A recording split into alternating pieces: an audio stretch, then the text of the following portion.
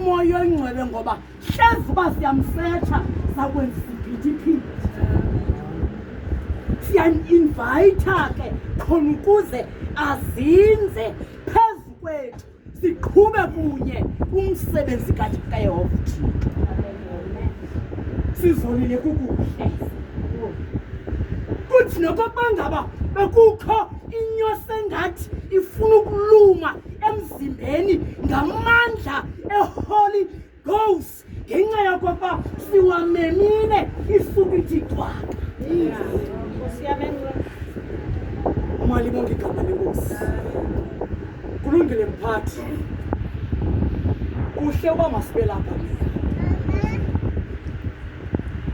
Masoleke ke amazwi athi ayisikuko nokokuba iyoyikeka. uYehova uThixo ukhona. Bathandekayo elisuku lisuku elikhethekileyo emazulwini.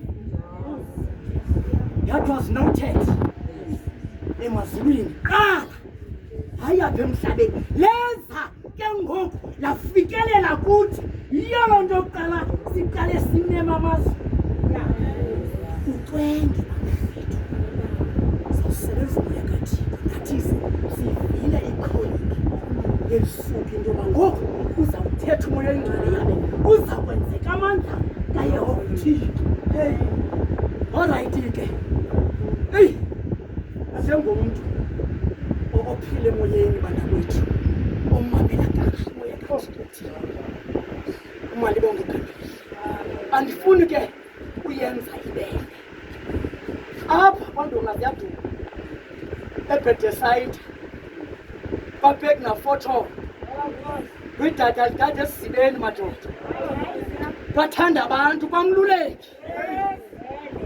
Sivula inkundla ke kuyanyanzeleka into yoba make siqale sive intsika kuqala sive intsika le ndlu yaseBethesayida emi ngazo.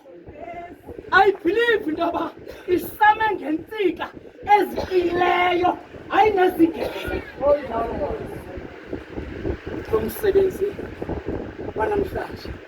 Sithi ke ngoku make siqale kuqala sitshayele inkundla sive into yoba ngoku yakulungile into yoba sawusebenza singasebenzi sigevezela amadolo. Umali bonke igama elihle nangaphandle nje koba kuthiwa siyajikeleza siba nengcingcezi